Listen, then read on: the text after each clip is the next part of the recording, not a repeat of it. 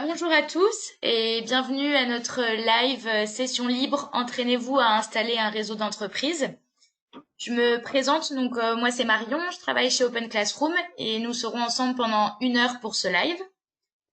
Nous avons la chance aujourd'hui d'accueillir Serge Coudet, qui est responsable informatique et audiovisuel dans 2 lycées privés professionnels et qui est également mentor et évaluateur chez Open Classroom sur différents parcours, donc sur le parcours technicien informatique, administrateur informatique et cloud, chef de projet SI et développeur web.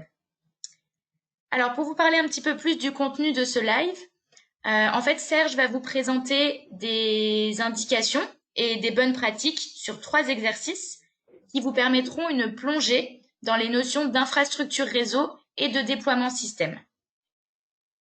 Donc concrètement, comment ce live va se dérouler? Alors, après chaque exercice, vous aurez la possibilité de poser vos questions. Ce que je vous conseille, vous avez déjà commencé un peu à écrire, c'est de poser vos questions à l'écrit sur la plateforme tout au long du live. Et lors de nos sessions de questions-réponses, vous aurez la possibilité de lever la main. Donc, c'est une fonctionnalité qui est possible dans la partie audio de votre outil. Et cela vous permettra d'avoir la parole en live pour discuter avec Serge. Voilà, donc là, vous avez la petite capture d'écran de comment faire pour lever la main dans la partie audio. Alors, si certaines de vos questions posées durant le live restent sans réponse, ne vous inquiétez pas, on prendra le temps d'y répondre dans les prochains jours. Et aussi, comme je l'ai précisé au début, ce live sera enregistré, vous aurez donc la possibilité de le revisionner par la suite. Voilà, donc du coup, Serge, je te laisse la parole pour présenter les 3 exercices pratiques d'aujourd'hui. Ok, merci. Alors donc, bonjour et bonsoir à tous et à toutes. Donc, nous allons voir 3 exercices qui correspondent au projet 3 et 4 du parcours technicien informatique. Donc, on va voir comment concevoir un réseau de façon théorique. Puis, nous ferons communiquer des machines entre elles avec des machines virtuelles. Et enfin, on travaillera sur le contrôle à distance.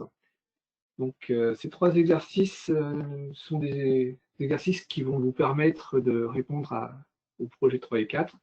Et surtout, c'est exactement des exercices qu'on utilise fréquemment tous les jours, des actions qu'on mène tous les jours dans la vie professionnelle. Voilà. Donc, premier exercice, nous allons réaliser une conception théorique d'un réseau. Donc, vous avez dû avoir les liens vers les 3 exercices du parcours. Donc, nous allons définir ce que c'est qu'une architecture réseau, le plan d'adressage et le fonctionnement aussi d'un réseau, voir comment ça fonctionne, comment ça communique entre eux. Ensuite, donc pour réussir l'exercice, eh bien, on va concevoir étape par étape un réseau. Donc, on va voir comment on découpe, la façon de découper un réseau. On va travailler sur le plan d'adressage. On va vérifier que tous les composants soient bien présents. On va voir un petit peu le routage en théorie et en pratique, mais bon, ça va être assez rapide parce que le webinaire est assez court.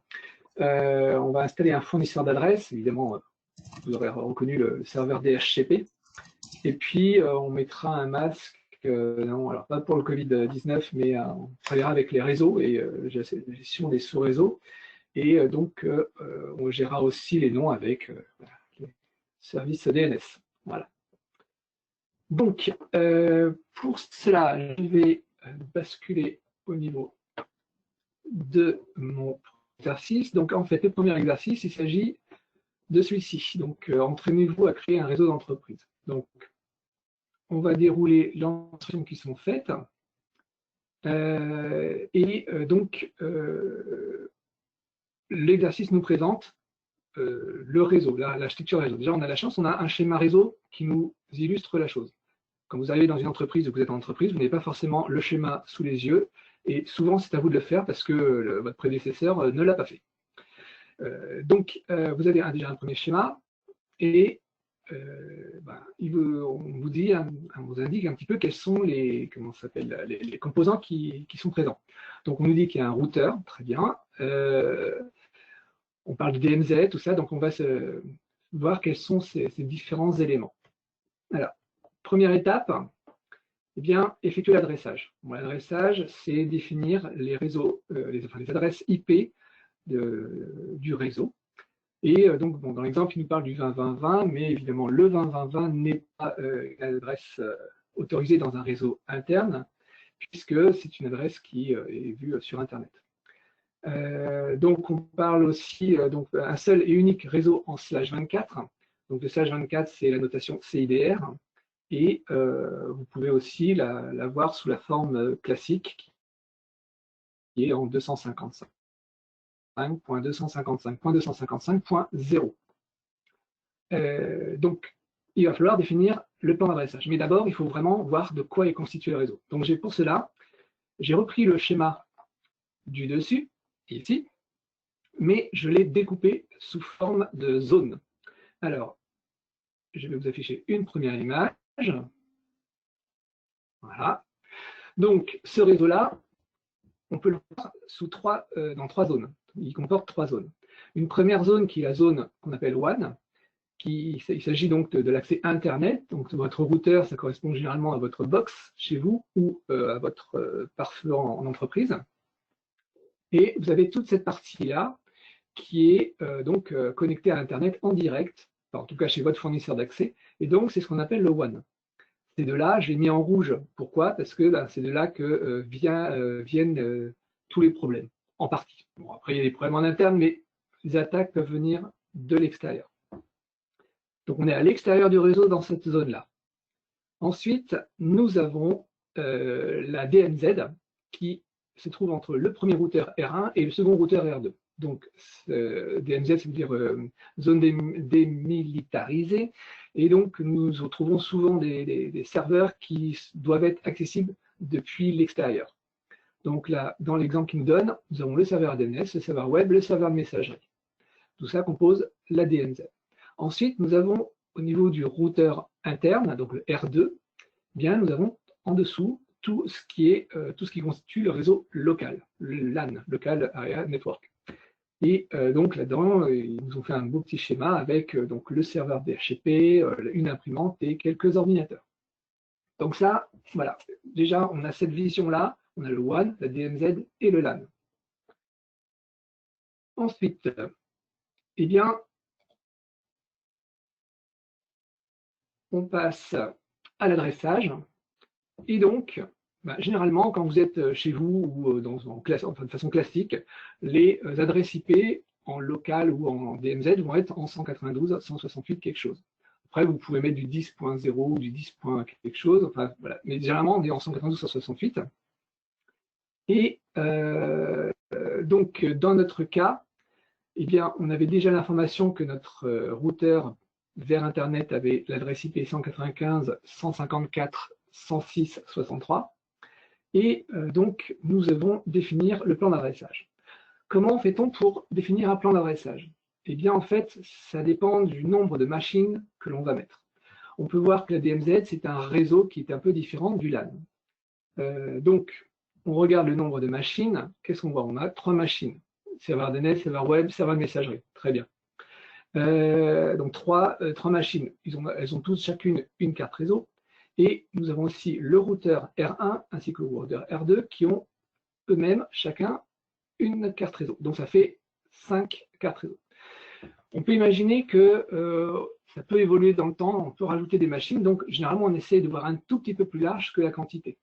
Et donc à ce moment-là, nous allons utiliser un masque un peu plus grand que ce qu'on aurait pu utiliser pour juste 5 adresses réseau.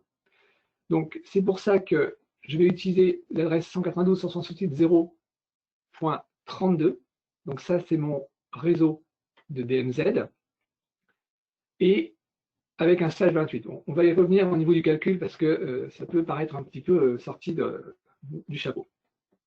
Donc, nous avons un deuxième réseau qui est notre réseau local. Et lui, il contient déjà plus d'ordinateurs, plus de machines. On a déjà 10 ordinateurs, 2 imprimantes et le serveur DHCP. Et en plus, nous avons la patte interne du routeur R2. Donc là, ça fait du 10 plus 2, 12, plus 2, ça fait 14. Donc nous avons 14 adresses IP. Donc, comment je fais pour faire mes calculs? Eh bien, c'est simple. je recherche sur Google. Alors, soit je fais mes calculs d'apothicaire avec les cours que j'ai pu avoir, soit j'utilise des outils qui sont plus simples.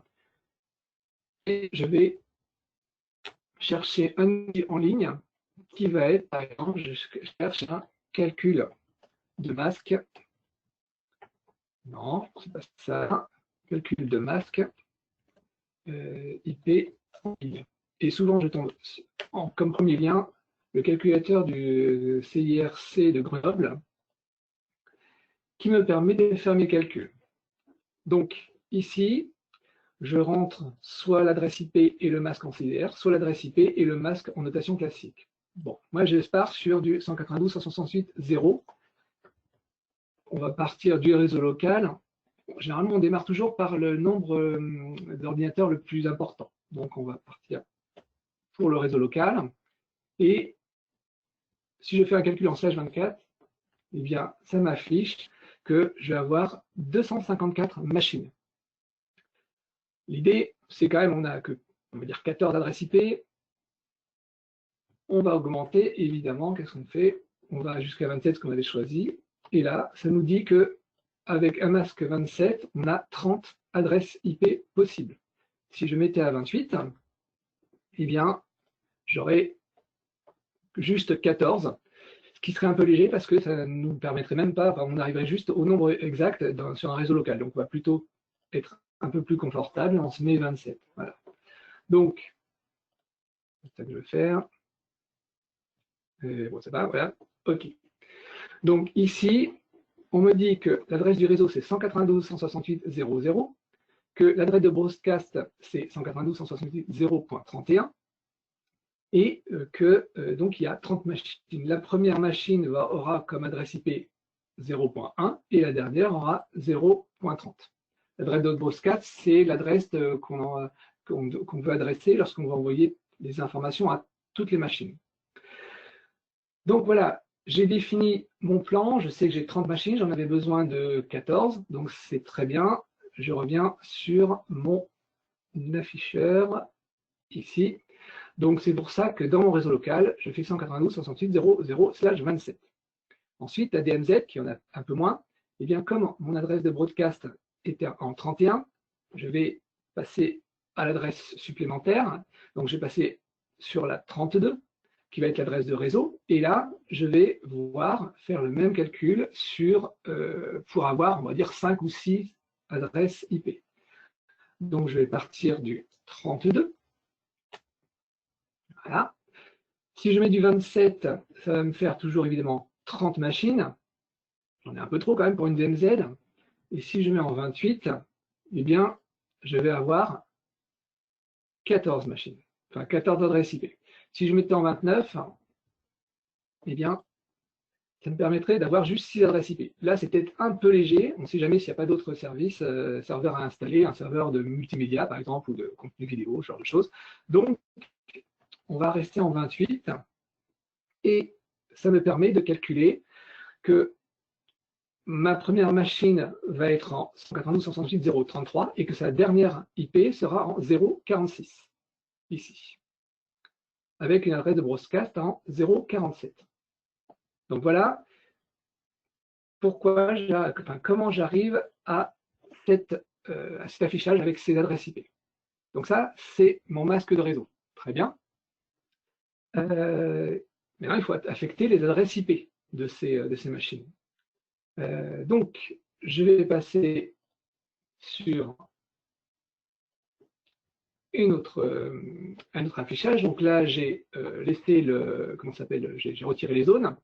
Et donc, si on part du réseau local, eh bien, je démarre avec l'ordinateur 1, l'ordinateur utilisateur 1, 192.168.0.1. C'était la première adresse qu'on nous avait affectée. Ensuite, je pars sur 192.168.0.2. Et ainsi de suite, jusqu'à 10 pour les ordinateurs. Évidemment, au niveau des imprimantes, généralement, on donne des plages d'adresses qui sont légèrement différentes des ordinateurs, histoire qu'on sache qu'à partir de 20, ce sont des imprimantes. Et donc, je vais mettre 192.168.0.20 et 21 pour la seconde. Le serveur DHCP, je vais lui donner une adresse encore légèrement différente en 25. Bon, tout ça, je pourrais mettre des adresses uniques quelconques. Voilà, souvent, on essaye d'ordonner un petit peu les adresses. Autre chose, j'ai ma patte interne de mon routeur R2. Mon routeur, à quoi il sert? Il me permet de faire communiquer deux réseaux ensemble. Donc, généralement, ce que l'on fait, c'est qu'on met l'adresse du routeur dans la dernière adresse IP disponible du réseau. Bon, comme moi j'allais jusqu'à 30, eh bien j'ai décidé que ma patte interne de mon routeur R2 serait en 192.168.0.30. Après, on peut inverser, évidemment, on peut mettre 0.1 et puis tous les autres en interne ici vont avoir les mêmes adresses sauf le 1. Bon, voilà, c'est juste pour avoir une progression mathématique, enfin numérique, on va dire, pour que ce soit cohérent. On sait que quand on veut sortir, eh bien, on passe par la trappe du haut, quoi. Ensuite, je définis le plan d'adressage de mes serveurs de ma DMZ. Là, quand je sors du réseau local et que je vais sur ma DMZ, je passe par la patte externe de mon routeur R2. Donc là, par défaut, on va dire que c'est le plancher. Voilà, donc je commence à la première adresse dispo de mon réseau de ma DMZ, donc qui est 192.168.0.33. Après, comme j'ai pas non plus beaucoup d'adresses IP disponibles, eh bien, je commence avec mon serveur DNS en 34, serveur web en 35, le serveur de messagerie en 36.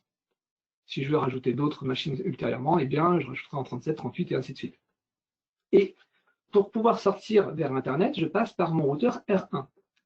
Donc lui, évidemment, je vais faire le même principe. Je vais lui affecter l'adresse IP de la patte interne de ce routeur avec la dernière adresse disponible du réseau de la DMZ, qui est donc 46, puisque après, c'est 47 le broadcast.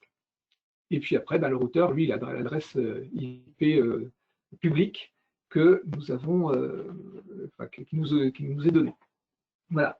Donc, dans l'exercice, qu'est-ce qu'il nous demande? Eh bien, il nous demande de remplir un beau tableau. Alors, le beau tableau, il est là, ici. Donc, qu'est-ce que j'ai fait? Eh bien, je vais définir toutes les adresses IP qui sont présentes dans mon réseau, avec le nom des machines et les interfaces, puisqu'un routeur, le routeur R1, il a deux interfaces, ETH0 et ETH1, en tout cas dans cet exemple-là. Et donc, je renseigne toutes les adresses IP de mes machines, et ainsi que le masque en notation standard, et puis aussi le masque en notation CDR. C'est intéressant aussi de jongler entre les deux, parce que le CDR, c'est pas forcément très représentatif. On a souvent l'habitude, en tout cas d'expérience, on a souvent l'utilisation du masque classique, mais le CIDR est de plus en plus utilisé et il faut savoir l'utiliser. Donc, le serveur, on a tous les serveurs, voilà. Bon, très bien. Donc là, on a nos composants. Sauf qu'il manque quelque chose dans notre réseau.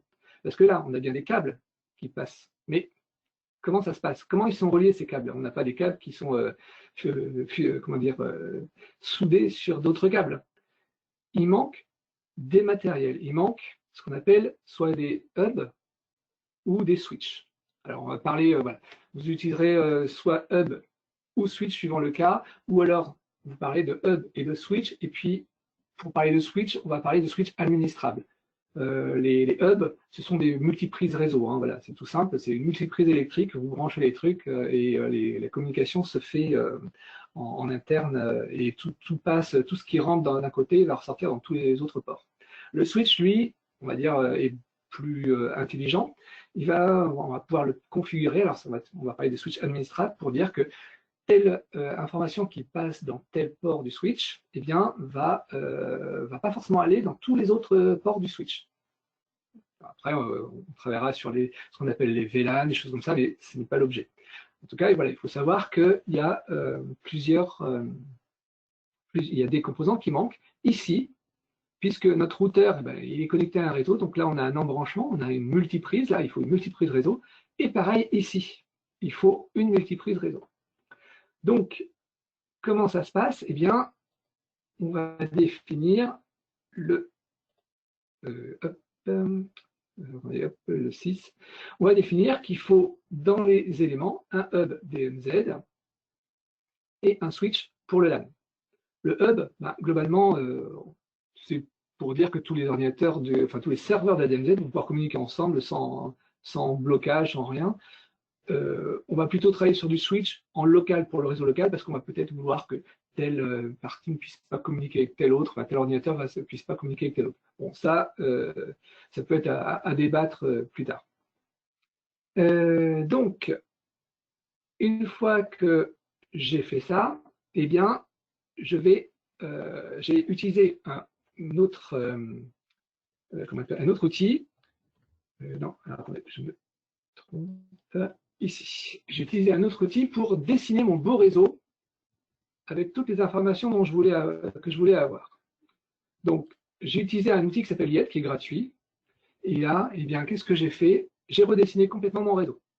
Donc, dans mon réseau, j'ai défini mes zones qu'on a vues tout à l'heure. J'ai défini aussi mes routeurs. J'aurais donné, j'ai indiqué que c'était un routeur externe, donc un pare-feu. C'est un routeur et un pare-feu. Là, j'ai mon hub qui me permet de relier mes différents serveurs entre eux.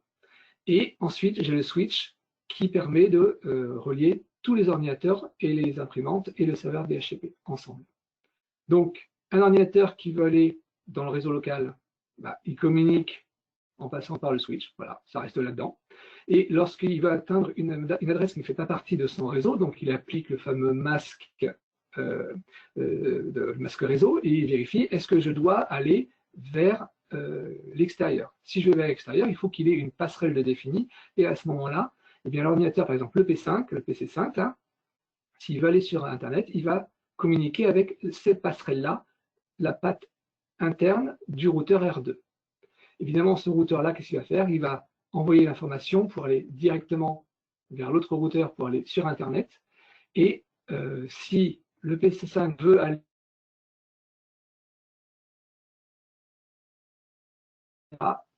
vers le serveur de messagerie ou vers le serveur web, et ainsi de suite. Pareil, au niveau d'Internet, vu que ces serveurs-là doivent globalement être accessibles depuis l'extérieur, eh bien, Internet, une personne qui veut arriver sur le serveur web de l'entreprise va passer par la connexion Internet, par la patte externe du routeur externe, rentrer dans le routeur, il va être autorisé ou non suivant les règles de pare-feu qu'on aura mis, ça ressort par la patte interne du routeur externe, ça passe par le hub, ça arrive ici au niveau du serveur web. Là, le serveur web répond et renvoie l'information dans l'autre sens.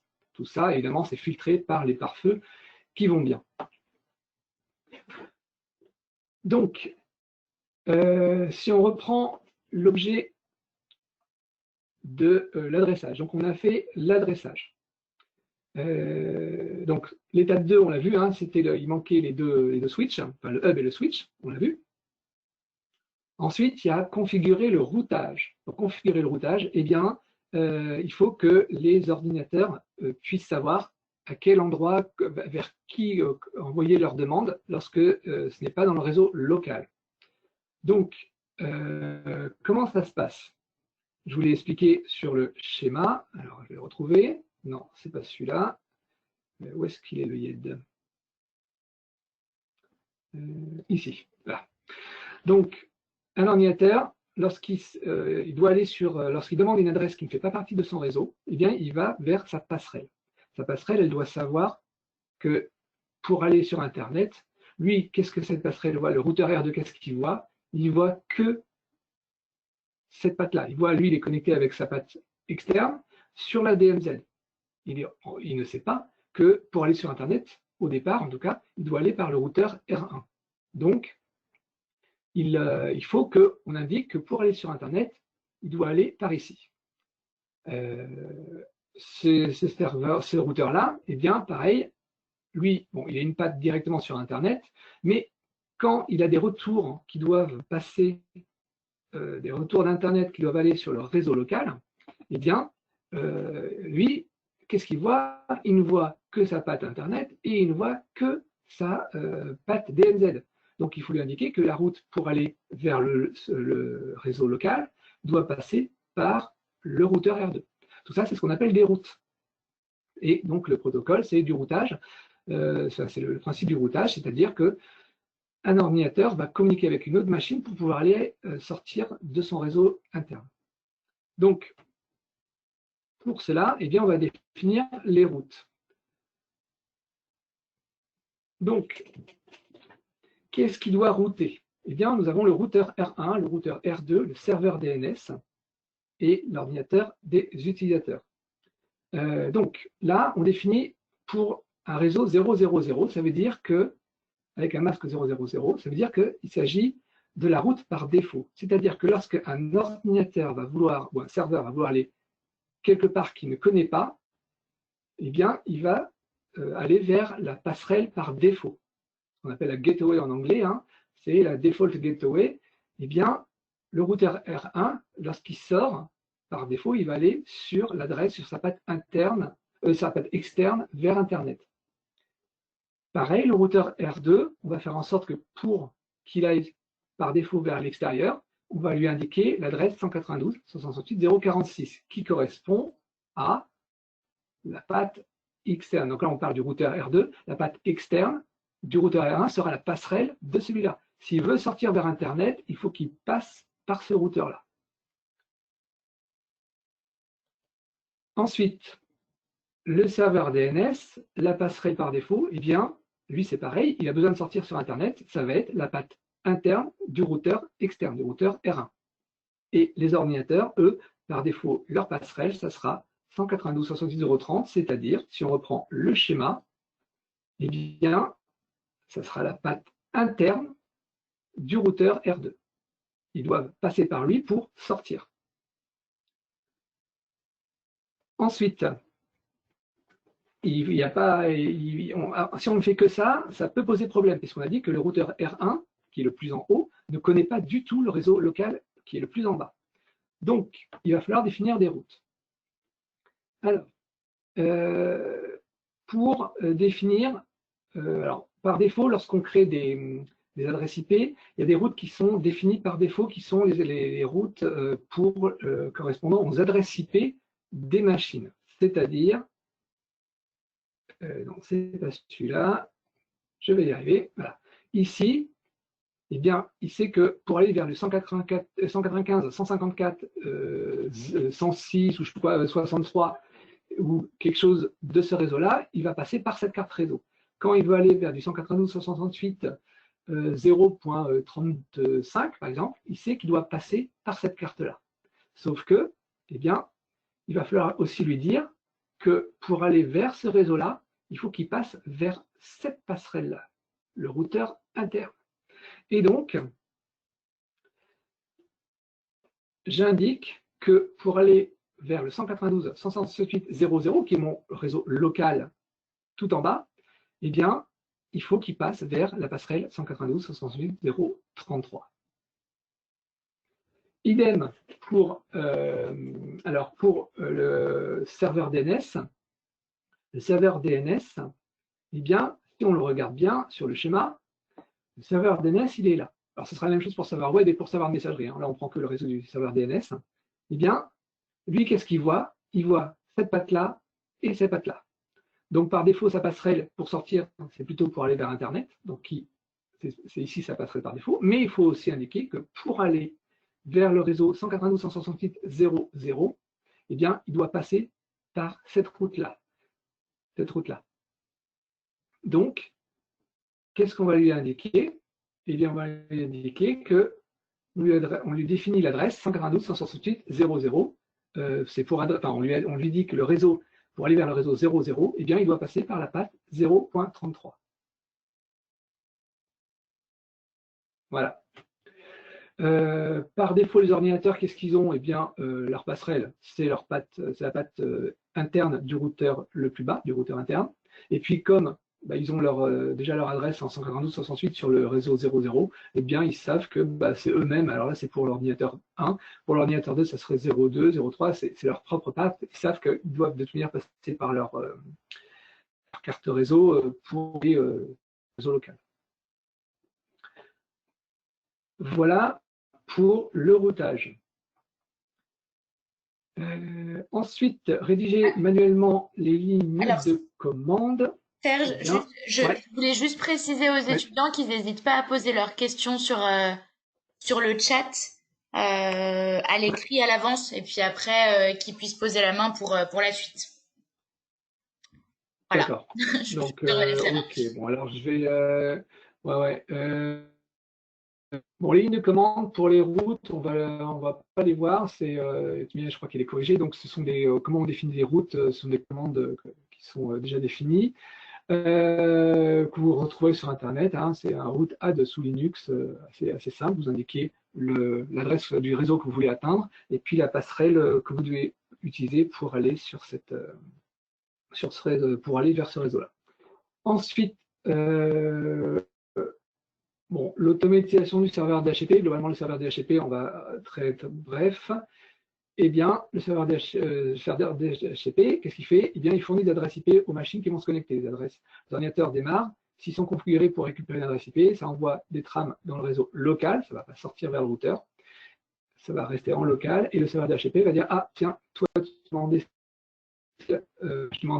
demandé une adresse, je te file telle adresse par rapport à la configuration du réseau local. Donc, il pourra avoir normalement une adresse de 1 jusqu'à, on va dire, jusqu'à 29, puisqu'on a défini que le 30 était défini par la patte externe, la patte interne du routeur interne.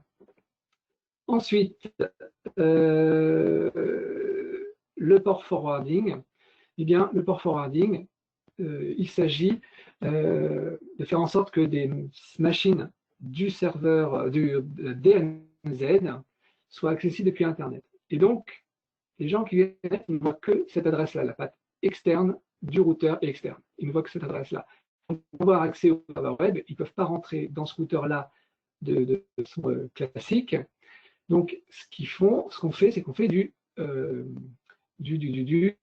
forward, du port forwarding. C'est-à-dire qu'on va ouvrir, par exemple, pour un serveur web, le port 80 et le port 443 sur cette patte-là, sur le routeur. Les gens vont se connecter sur le port 80 et sur le port 443 de cette patte-là, et le routeur, lui, qu'est-ce qu'il va faire? Chaque demande de connexion il va l'envoyer vers le serveur web sur le port 80 et sur le port 443. Après, vous pouvez faire en sorte de mettre des ports différents pour éviter que les gens essayent de passer et d'arriver directement sur les ports classiques. C'est assez fréquent de mettre des ports différents pour sécuriser un peu plus le réseau.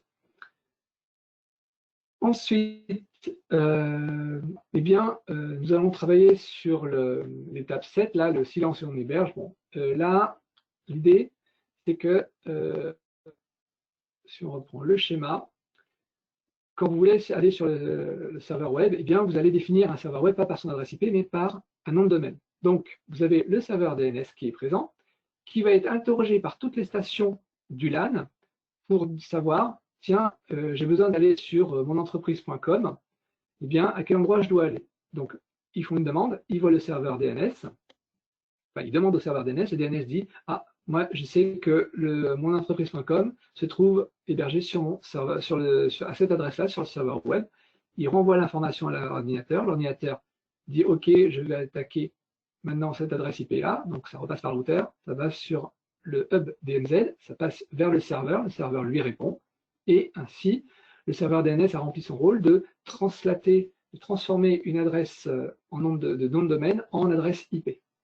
Et donc, le serveur DNS est assez pratique en interne pour justement que les gens n'aient pas à se dire, bon alors je vais sur mon serveur web de l'entreprise, ah oui, c'est 192.168.0.35. C'est pas quelque chose qu'on retient facilement, alors que monentreprise.com, on sait que voilà, on le retient facilement. Voilà, donc pour cet exercice-là, c'est terminé. Je vais vous laisser maintenant la parole pour poser des questions. Voilà, alors si vous avez des questions, du coup, n'hésitez pas à lever la main. J'ai pas vu de questions pour le moment sur le chat. Je vous laisse quelques. Alors.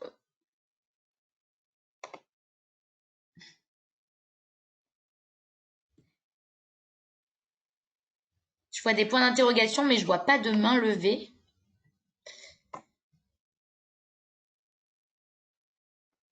Je vais peut-être remettre le Oui. slide au niveau du point. Si on n'a pas de questions, on peut peut-être passer aussi à l'exercice suivant et puis on pourra refaire un point après l'exercice sur la prochaine session de Q&A si d'autres questions arrivent. Donc, oubliez pas à lever la main dès que, ou alors même à poser vos questions sur le chat, hein, au fur et à mesure du live. Alors, si j'ai une question sur le chat, Ok. Serge, les adresses Voilà. IP DMZ, comment sont-elles définies? Alors, comment sont-elles définies? Eh bien, elles doivent faire partie d'un réseau différent du réseau local, déjà.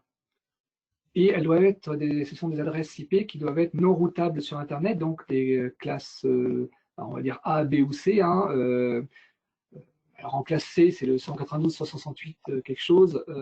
Et donc, à ce moment-là, eh ben, on essaie de faire en sorte que les adresses IP ne soient pas sur le même réseau que le réseau local, parce que en DMZ, nous ne nous trouvons pas dans le même réseau. Si je reprends mon schéma, ici nous avons le réseau local qui a son propre adressage réseau, et le fait de définir un autre réseau, j'aurais pu très bien mettre 10.0.0.1 pour ce réseau DMZ, c'est juste qu'il faut que ce soit différent. Et différent ne veut pas dire forcément avec des adresses totalement différentes, c'est juste que le masque fait que ce réseau-là est différent de celui-là. Si on reprend le schéma que j'avais fait, celui-là, voilà. Ici, nous avons 192.168.0.0 qui va donner jusqu'à l'adresse 30, 192.168.0.30. Si on fait du 31, on est dans le broadcast de ce réseau-là, mais si on fait du 32, on sort du réseau. Donc, c'est pour ça que le 32, j'ai défini le réseau de la DMZ.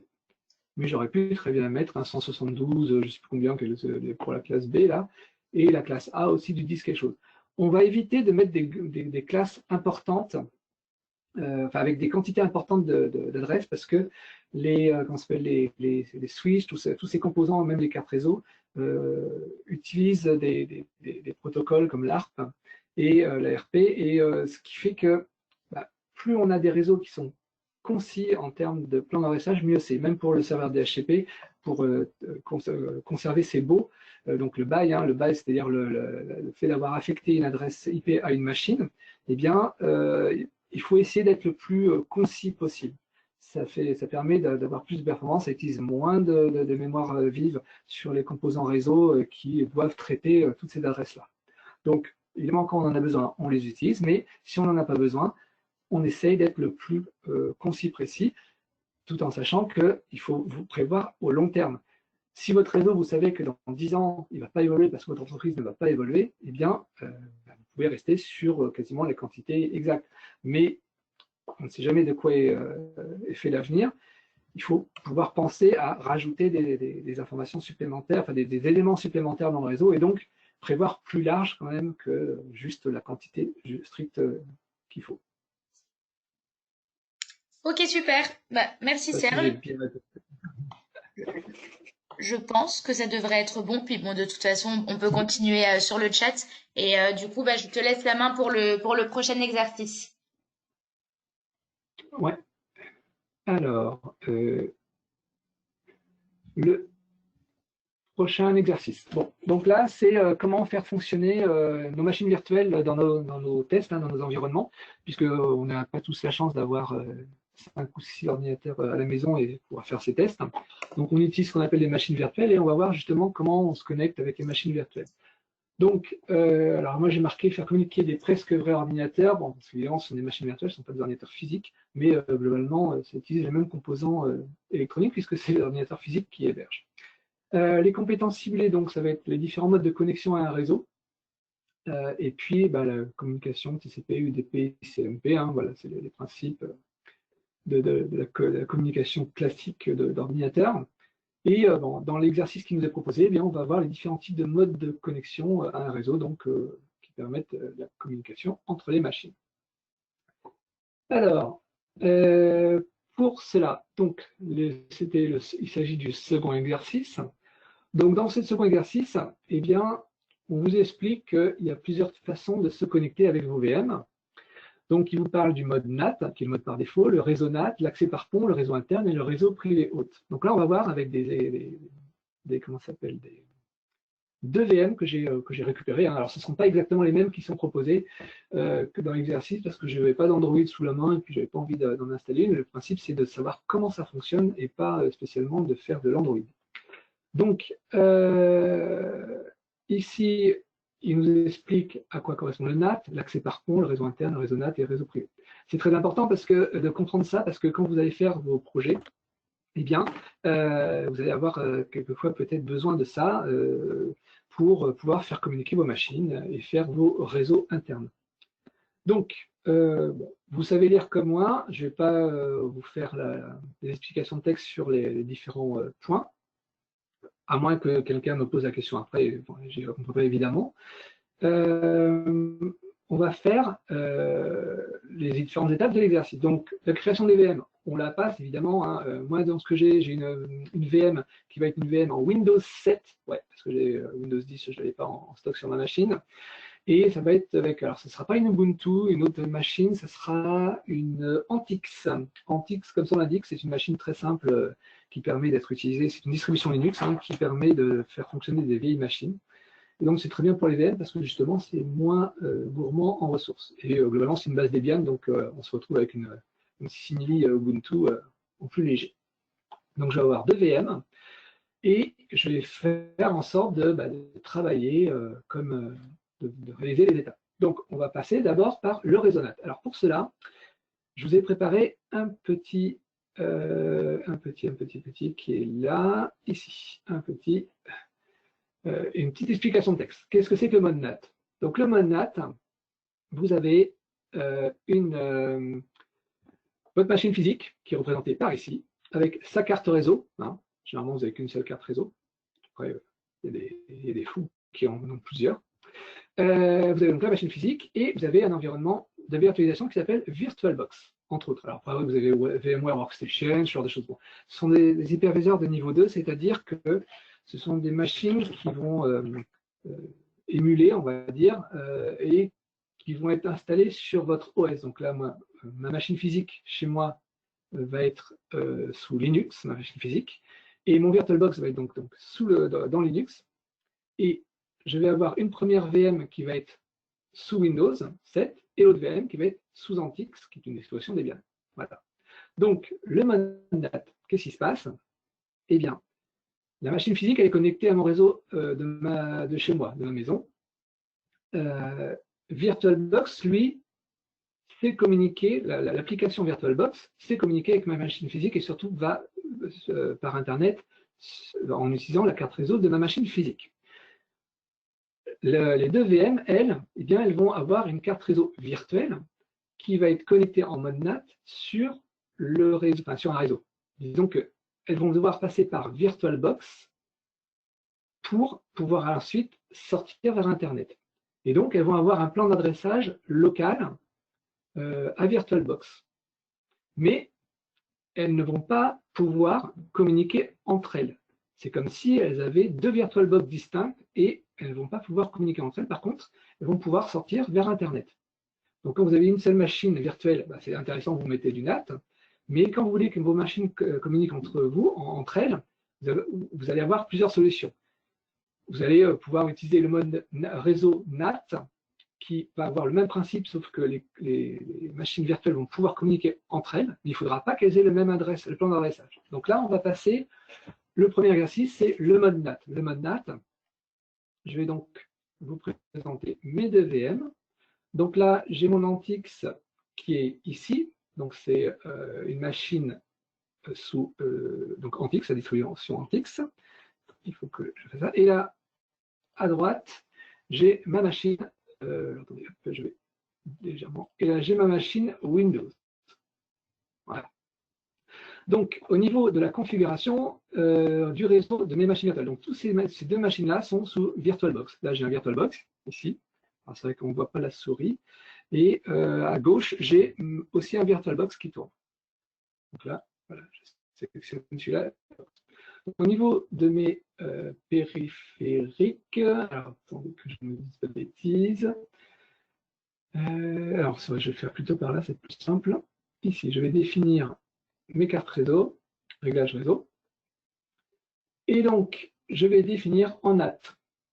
ma carte réseau. Donc, j'ai défini les paramètres de ma carte réseau pour ma machine Antix, donc ma VirtualBox, et je fais OK. Donc, mes machines sont comment ça s'appelle, en DHCP, normalement. Donc, je vais faire un if down ETH0 pour le arrêter. Et je vais faire un if config, if up, je vais réactiver ma carte réseau, ETH0. Donc là, qu'est-ce qu'on voit? Eh bien, on voit que ma carte Antix, enfin ma machine virtuelle Antix a récupéré l'adresse 10.0.2.15. Donc, si on reprend le schéma, eh bien, ma machine virtuelle 1, ici, a l'adresse IP 10.0.2.15.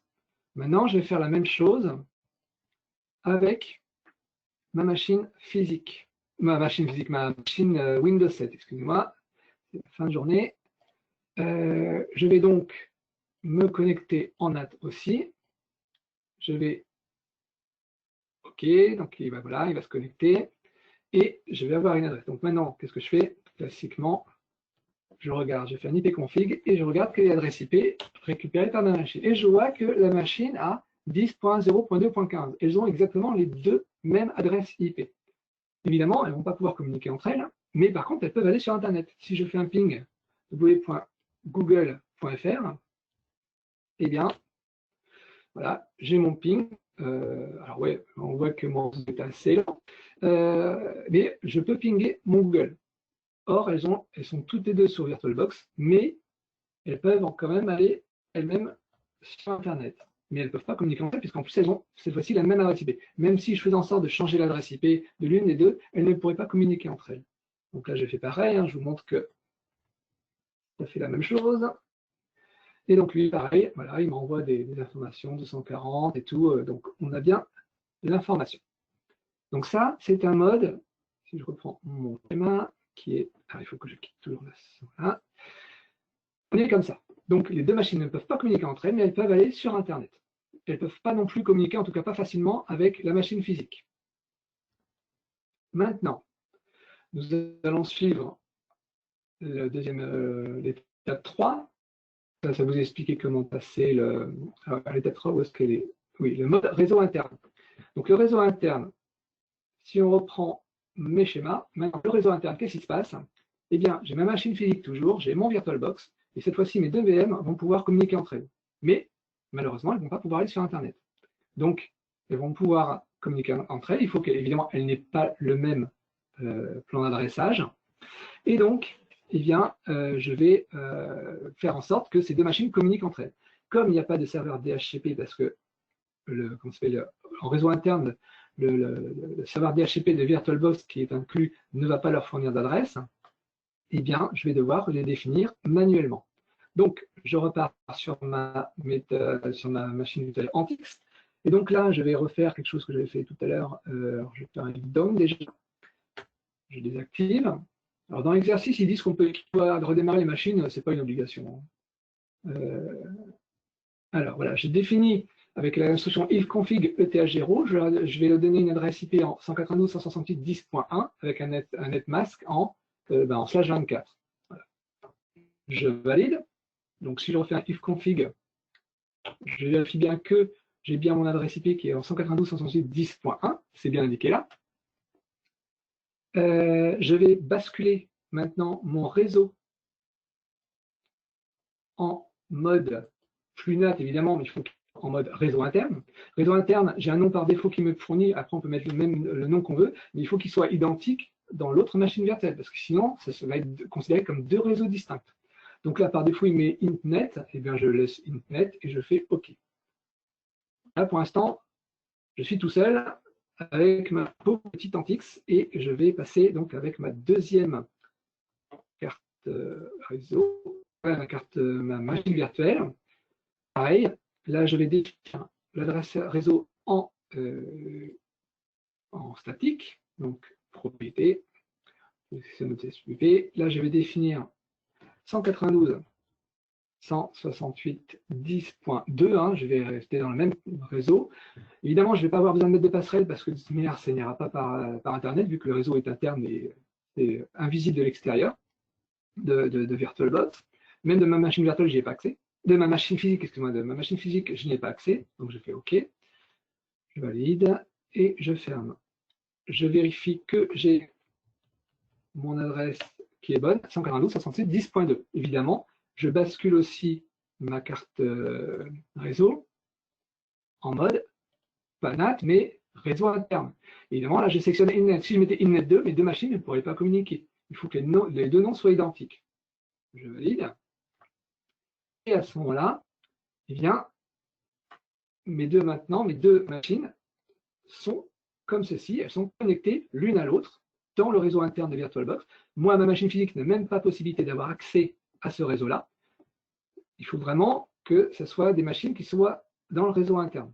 Donc, je vais faire un test de ping pour montrer la communication entre la machine Antix et la machine Windows 7. Là, je vais faire un ping 192.168.10.2. Donc, je ping. Alors oui, il faut peut-être que je fasse un if up de mon Ethernet 0.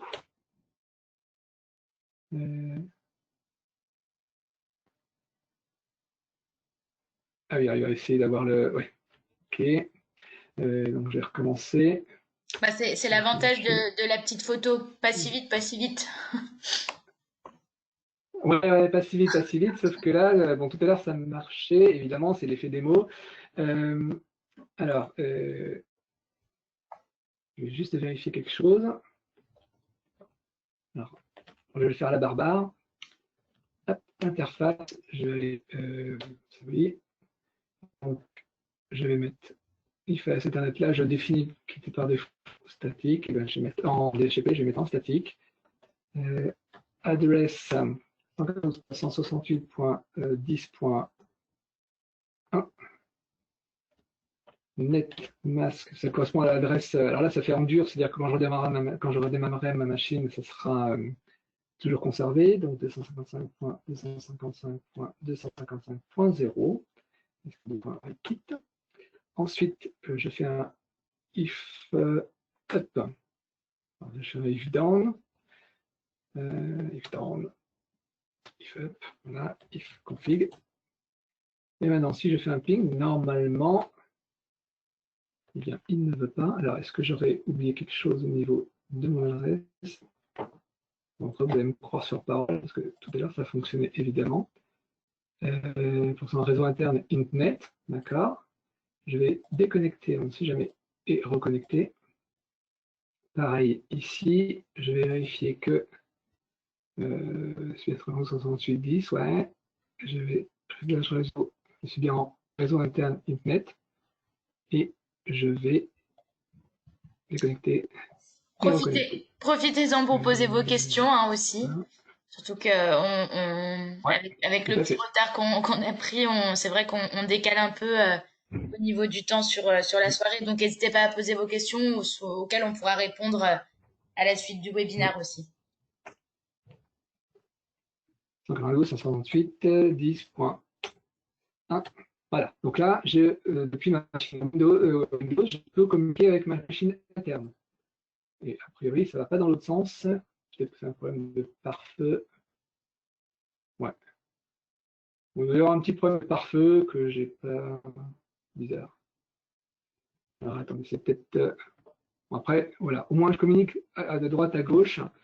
Donc, à mon avis, à gauche, ça va être la même chose. Alors, je vais juste vérifier quelque chose. Ouais. Ouais, pour un priori, c'est bon. En tout cas, ça communique bien de la machine Windows vers la machine Linux. La machine Linux vers la machine Windows, a priori, ça passe pas. Bon. Maintenant, si je fais un test vers Google, évidemment, qu'est-ce qui va se passer? Il va me dire qu'il n'y a pas d'adresse de résolution de nom, puisque j'ai dû définir un réseau en statique, et puis je n'ai pas défini de passerelle de DNS. Et de toute manière, si on reprend le schéma, ça ne communique pas du tout vers l'extérieur. Bon, Maintenant, on va passer à l'autre mode réseau et l'accès par pont. Ça, c'est très intéressant parce que ça va vous permettre de communiquer entre vos machines physiques et vos machines virtuelles. Si on prend la simulation là, si on reprend le schéma, à ce moment-là, les machines virtuelles ne vont plus être en liaison, enfin, elles vont passer évidemment par VirtualBox, mais elles ne vont plus être en liaison au niveau du réseau, sur le réseau interne de VirtualBox. Elles vont directement demander une adresse IP comme si c'était une machine physique. Donc évidemment, il faut que vous ayez, que votre serveur DHCP qui se trouve généralement sur votre box, vous ait autorisé que vous autorisiez la diffusion d'adresse IP. Le fait de donner une adresse IP.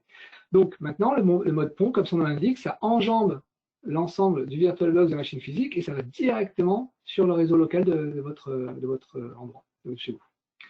Donc là, qu'est-ce qui se passe? Eh bien, de ma machine physique, je peux communiquer avec ma machine virtuelle, puisqu'elle est vue comme une machine sur le réseau de la maison.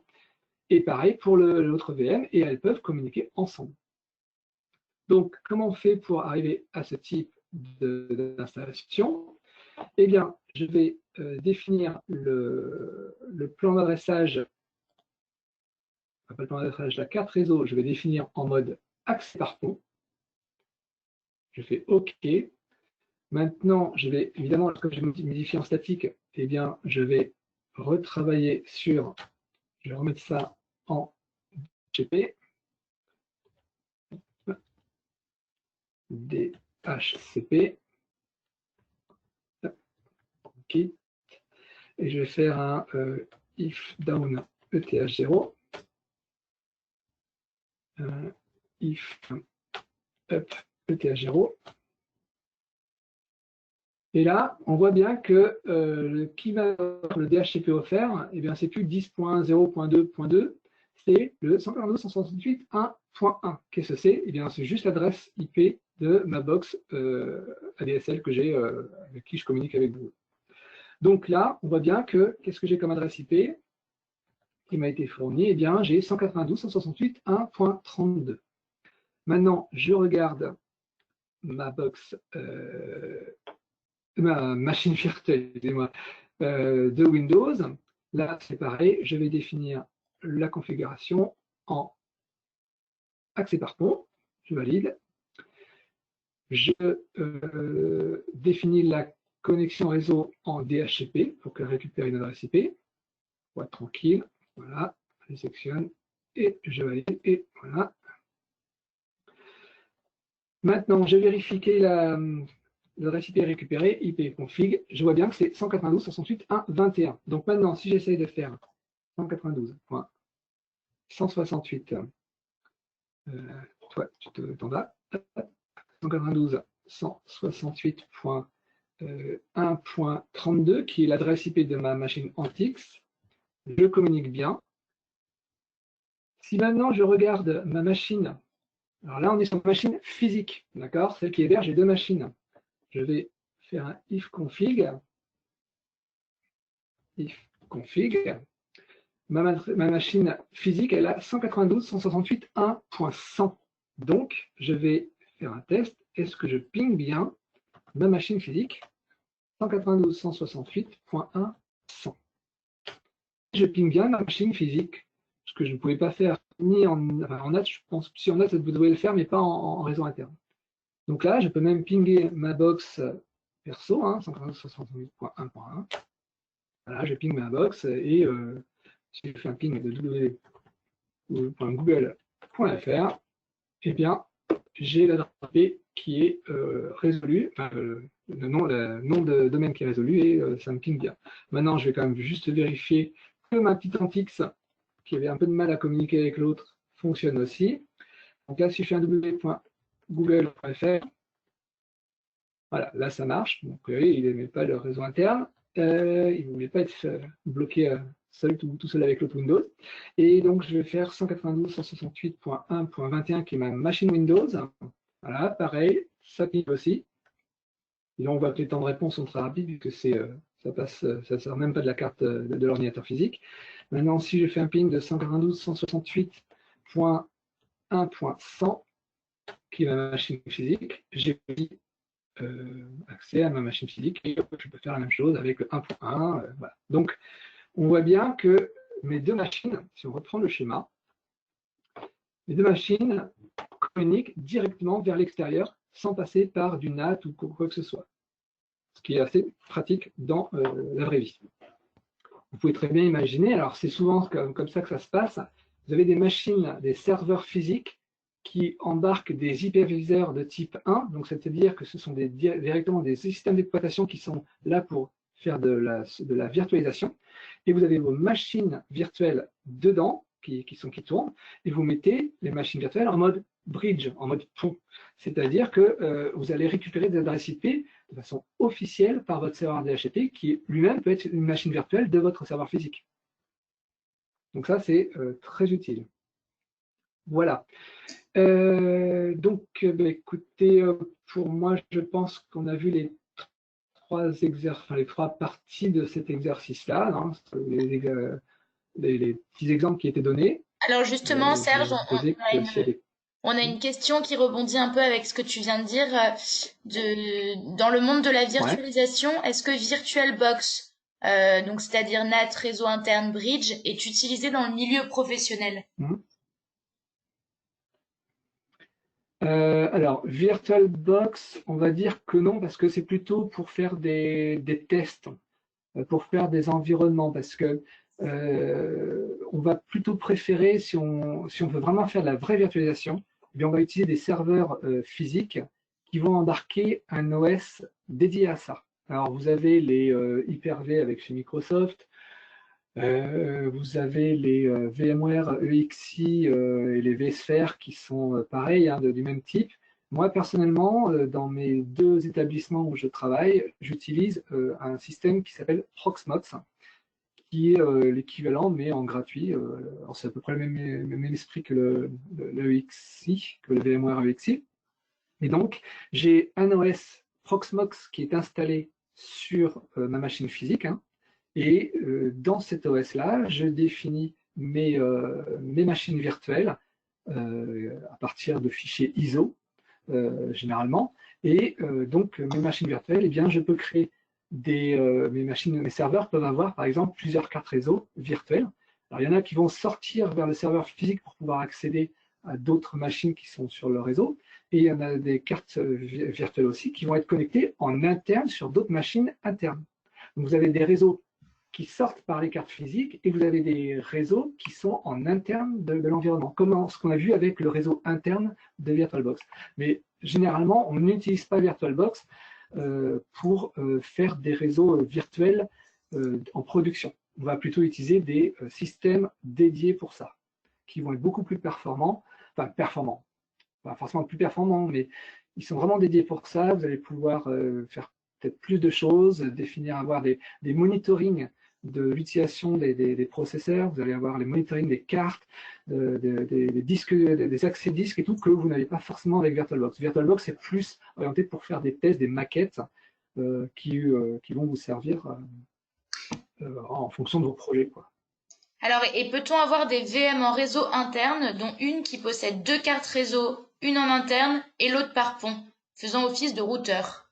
Alors, exactement, tout à fait, puisque vous allez, alors avec VirtualBox, on a vu, il suffit de rajouter des cartes réseau, et puis on va dire que telle carte réseau va être sur le réseau interne, avec une autre machine, qui va être, elle, juste connectée au réseau interne, et la deuxième carte réseau, eh bien, va être connectée en mode bridge, par exemple, pour pouvoir sortir directement. Et évidemment, pour que la machine qui se trouve dans le réseau interne et qui ne peut pas sortir, il faudra que sa passerelle soit définie comme ce sera l'autre machine qui a les deux cartes réseau, évidemment, et il faudra évidemment que le routage soit activé avec les règles de pare-feu s'il y a besoin de faire du masquage ou ce genre de choses. Mais c'est totalement réalisable, puisque moi, par exemple, dans mon WC, c'est d'ailleurs les deux installations que j'ai faites, eh bien, j'ai un serveur physique qui est en tête de réseau, c'est-à-dire en tête de pont, comme on dit, qui embarque, c'est un serveur physique qui embarque un Proxmox,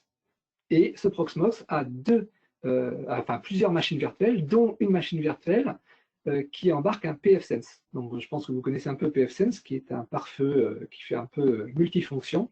Il y a d'ailleurs un cours d'Open Classroom sur l'utilisation de pfSense. Et j'ai plusieurs cartes virtuelles dans ma machine virtuelle qui fait mon pfSense.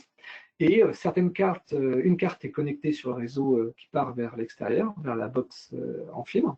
Et puis, j'ai des cartes qui vont vers un autre serveur en interne, souvent la DMZ. Moi, j'utilise des machines virtuelles je me fais un réseau DMZ qui est totalement virtuel puisque c'est dans ma machine physique, dans mon Proxmox.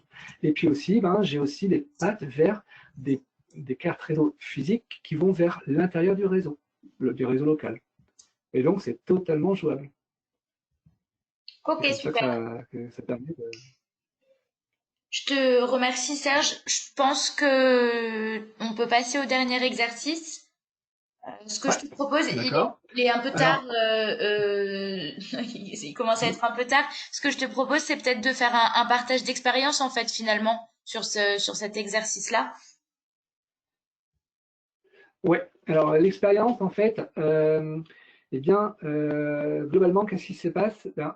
Pour assurer cette présentation de webinaire, on a eu un petit souci, on a remarqué qu'il y avait un souci, c'est que l'application qui permet de faire le partage d'écran, là, le GoToWebinar, là, ne fonctionnait pas sous Linux. Or, moi, je suis constamment sous Linux, je n'ai pas d'ordinateur Windows. Et donc, ce que vous voyez à l'écran, c'est en fait ma machine physique.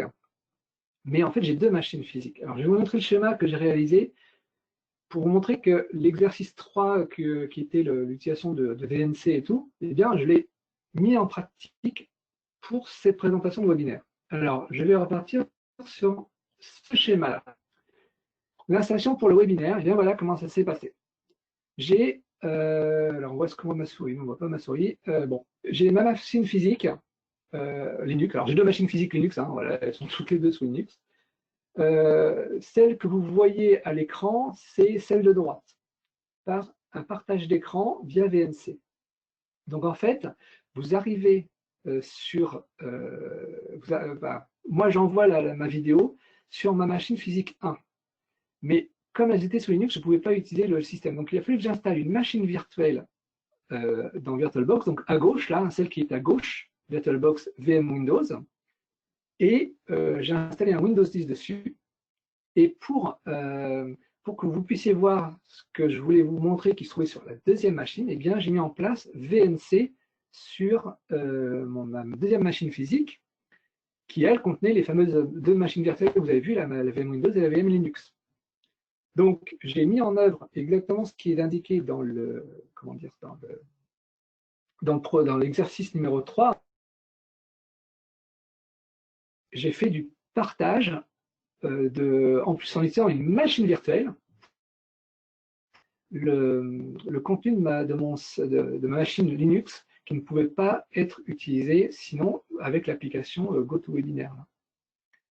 Donc, j'ai installé un VNC serveur sur ma machine physique 2, qui est sous Linux, et ensuite, j'ai utilisé avec Windows, avec la machine virtuelle Windows, je me suis connecté au webinaire, et ensuite, j'ai fait l'affichage du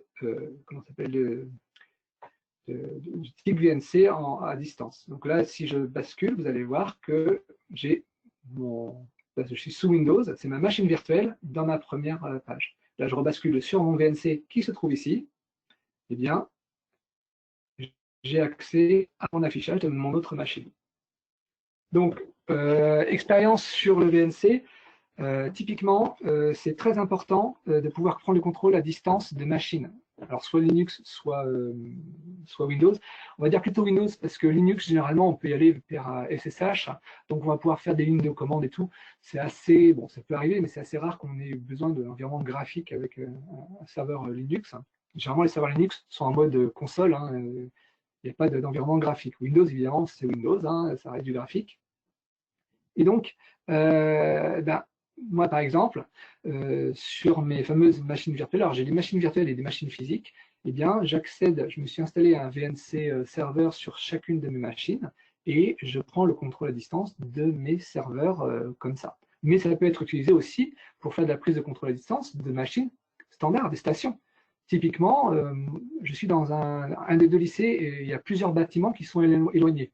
Je fais beaucoup de vélo parce que je me balade de bâtiment en bâtiment en vélo, mais quelquefois je suis en train de faire quelque chose et on m'appelle pour me dire ben là j'ai du mal je ne réussis pas à ouvrir tel document et tout. Qu'est-ce que je fais? J'utilise VNC pour me connecter à distance sur la machine de l'utilisateur ou de l'utilisatrice. Et donc à ce moment-là, eh bien, je prends le contrôle. Évidemment, je suis souvent au téléphone avec elle pour lui dire bah, tiens, voilà ce qu'il faut faire, ou est-ce que tu peux me taper le mot de passe que je ne connais pas. Voilà, je fais de l'assistance à distance pour éviter de devoir me déplacer et puis on va dire, de rencontrer même d'autres personnes, parce que souvent c'est comme ça, hein, on te croise dans le couloir ou à vélo et puis on me dit ah tiens en fait j'ai ce problème-là, donc voilà. Donc, prise de contrôle à distance, très important et très utilisé, et sauf si vous avez envie de faire de l'exercice physique pour vous déplacer et de faire plusieurs kilomètres dans la journée parce que vous travaillez dans un endroit où il y a plusieurs bâtiments qui sont alignés de 200 ou 300 mètres chacun. C'est un lycée agricole, donc c'est pour ça que c'est assez dispatché. Super intéressant, comme quoi Ouais, ça sert vraiment dans la vie de tous les jours. ah bah ouais. Ouais. Ce que je te propose, Serge, c'est de passer aux recommandations en 2-3 minutes. Voilà, pour présenter les recommandations pour aller plus loin, en fait, pour vous permettre de renforcer vos compétences sur toutes les notions qu'on vient d'aborder. Voilà, je te laisse la main. Alors, oui, je vais passer directement. Donc, bon, moi je vous encourage quand vous faites un réseau, quand vous arrivez dans une entreprise, que vous ne maîtrisez pas votre réseau, vous ne le connaissez pas, tout de suite faites un schéma. Un schéma, mais un schéma graphique, hein. Évidemment, vous allez faire comme dans l'exercice qui est indiqué de faire le référencement de toutes les machines, évidemment, mais faites-vous un schéma. Un schéma, voilà, moi, si j'arrive dans un endroit et que j'ai ça sous les yeux, ben, je suis le plus heureux des hommes parce que voilà, j'ai toutes les informations, j'ai les adresses IP, j'ai tout ça. Bon, ça, vraiment, je vous encourage à le faire. Non, c'est pas ça. Je vous encourage à le faire pour avoir une vision physique, on va dire, de l'environnement. Évidemment, si vous êtes amené à installer votre propre réseau, parce que moi, ça m'est arrivé dans le lycée où je suis arrivé, un des deux, il n'y avait quasiment rien. Il a fallu que je construise tout, que je mette en place les switches, faire la connexion avec la fibre optique et tout ça, il a fallu que je le pense. Donc, il faut vraiment avoir une vision globale et exhaustive surtout des matériels dont on a besoin. Ça va être les routeurs, les serveurs, évidemment les ordinateurs, les téléphones, qu'il ne faut pas oublier parce que de plus en plus on a de la téléphonie sur IP, les bornes Wi-Fi, les caméras IP, etc. Évidemment, on va parler avec les switches puisqu'on va connecter tout ça. On va parler des câbles cuivre et fibres. Donc, dans certains de vos projets, alors peut-être pas forcément de l'AIC, pas les techniciens informatiques, mais dans les AIC, mais voilà, peut-être que vous le ferez plus tard, on vous demande souvent de définir votre propre réseau. Pensez à tout ça. C'est pas juste, bon, bah, j'ai 2-3 switches et puis voilà, il faut penser à tout. Il faut à chaque fois, enfin moi je vous encourage à vous plonger dans une situation réelle, même si il y a des demandes qui sont très légères au niveau du projet. Essayez d'aller jusqu'au fond des choses parce que l'idée, ces projets-là, ils sont là pour vous proposer des situations les plus réelles possibles.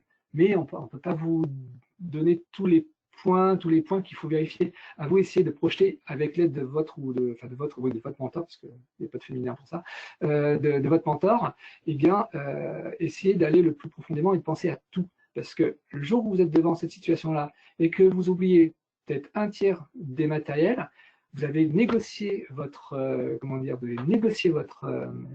vos prix avec votre fournisseur et tout, et là, je dis, ah mince, j'ai oublié ça, ça et ça, oh mince, j'ai encore 5 000 € à dépenser, il faut que j'arrive, que je retourne voir le directeur. Ça passe pas forcément, parce que ça le fait de l'argent en plus, et deux, ça montre que vous n'êtes pas forcément suffisamment compétent pour avoir pensé à tout, même si on ne peut pas forcément tout le temps penser à tout, mais globalement, voilà, il faut vraiment que vous soyez le plus exhaustif et le plus consciencieux possible. Après, vous avez à réaliser un plan d'adressage qui doit être cohérent, hein, évidemment, en fonction du monde matériel. Je vous ai dit tout à l'heure qu'il fallait essayer d'être le plus correspondant à la demande des adresses IP. Si vous mettez un réseau très large, personne ne vous dira que c'est pas bien, mais ça peut quelquefois faire des ralentissements ou vos machines vont tourner moins vite parce que, enfin en tout cas les switches et tout, parce que éventuellement ça peut ralentir un petit peu parce qu'il y a plus de mémoire à utiliser. Enfin bref, voilà, c'est pas, plus c'est bien ficelé, plus mieux c'est. Ensuite, bon, vous allez définir les routes pour savoir qui doit communiquer avec quoi. Et évidemment, définir la sécurité du trafic réseau, les pare-feux et les routeurs, puisque bah, c'est eux qui font les aiguillages. Hein. Et donc, il faut généralement, bonne pratique, c'est on coupe tout et on ouvre que juste ce dont on a besoin.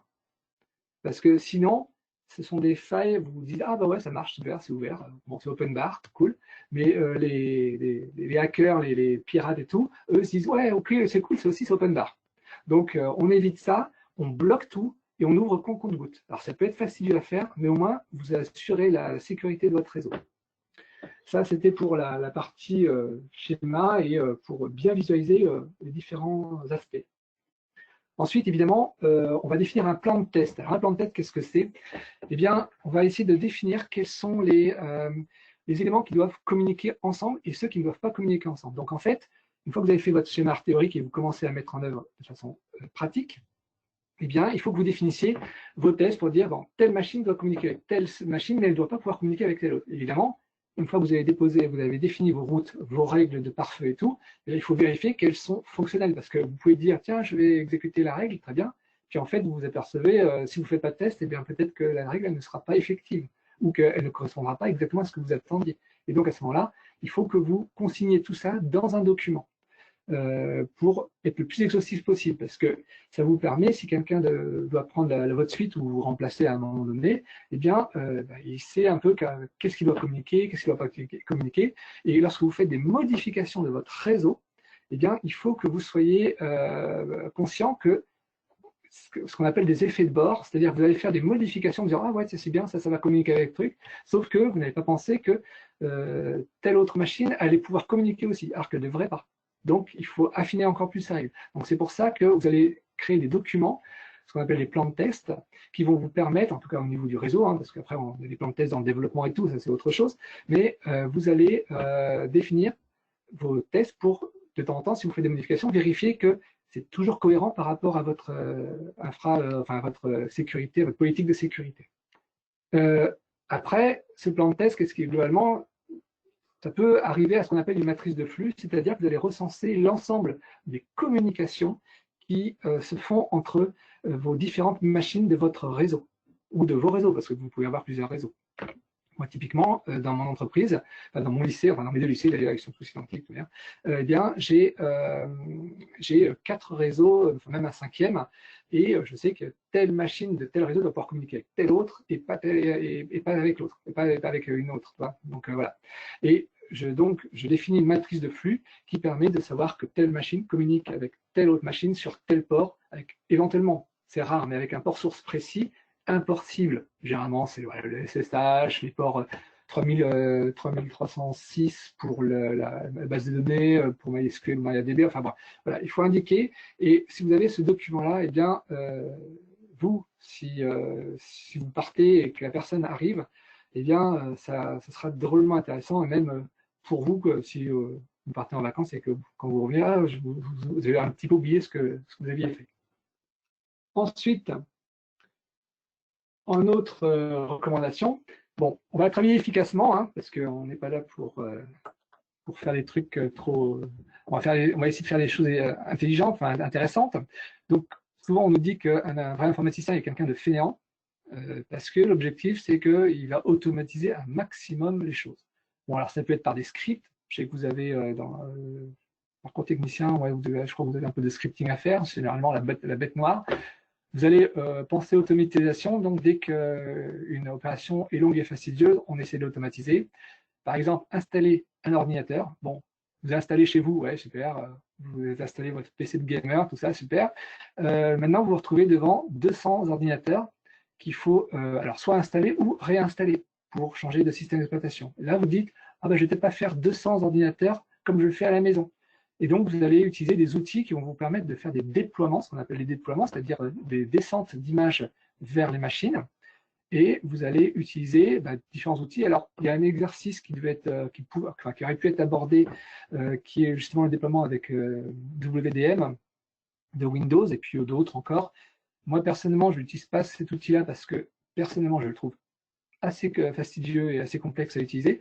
J'utilise un outil qui s'appelle Fog, F-O-G, et qui vous permet de créer des images de machines, et ensuite, vous définissez qu'au bout de la machine, eh bien, hop, elle va s'auto-installer. Alors, en fonction du nombre de machines installées, ça se fait en plusieurs dizaines de minutes ou on va dire 1 heure et demie, mais vous descendez la même image sur l'ensemble. Après, vous pouvez avoir plusieurs types d'ordinateurs, donc vous avez plusieurs types d'images, mais au moins, vous avez une installation qui est beaucoup plus efficace. Donc, c'est ce genre de choses que l'on va mettre en place. Et donc, bon, voilà, je parlais de WDS, MDM et avec Sysprep. Moi, personnellement, je suis très Linux, donc évidemment Microsoft moins, et j'ai déjà utilisé Sysprep. J'ai trouvé ça un peu compliqué pour arriver au même niveau comment dire, à quelque chose d'équivalent avec Fog. Donc voilà, vous avez plein d'outils. Alors vous avez aussi Ghost Server, ou je ne sais plus comment ça s'appelle. Vous avez différents outils comme ça qui vous permettent de travailler de façon efficace.